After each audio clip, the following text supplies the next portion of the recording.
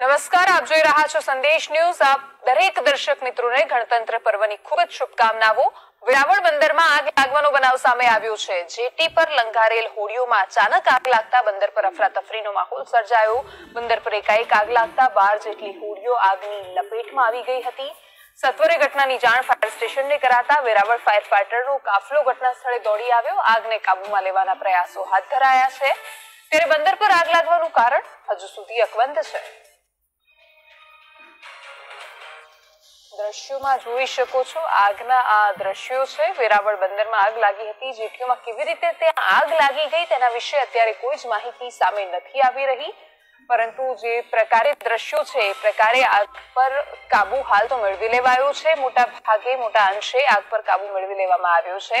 વેરાવળ બંદરમાં જે લાંગરેલી હતી હોડીઓ તેમાં આગ લાગી હતી। આ હોડીઓમાં હવે કયા કારણસર આગ લાગી તે વિશે કોઈ જ માહિતી સામે નથી આવી। સંવાદદાતા રાકેશ જોડાઈ ગયા છે। જી રાકેશ, અત્યારે કયા કારણસર આગ લાગી સૌથી પહેલા એની કોઈ માહિતી સામે આવી છે? ખાસ કરીને જણાવું તો વેરાવળ બંદરમાં જે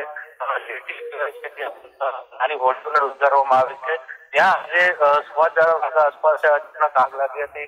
ખાસ કરીને વધુ હોડીઓ આગની ઝપટમાં આવી ચૂકી છે અને હજુ પણ આગ ચાલુ છે। આગને કરવા માટે વેરાવળ ફાયર ફાઈટર તથા સ્થાનિક સમુદાયના લોકો જહેમત ઉઠાવી રહ્યા છે, પરંતુ આગ કઈ રીતે લાગી એનું કારણ હજુ હાલ તો જે આગના પગલે બંદરમાં માહોલ છવાઈ ગયો છે। જી બિલકુલ રાકેશ, ધન્યવાદ સમગ્ર માહિતી બદલ।